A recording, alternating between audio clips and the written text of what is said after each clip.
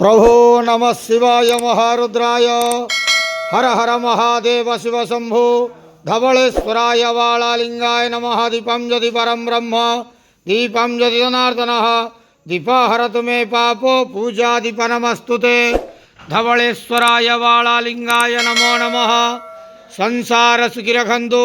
आज मार्गशीर मासर शुभ सोमवार समस्त श्रद्धालु भक्त मानक आश्रीपद करंतु।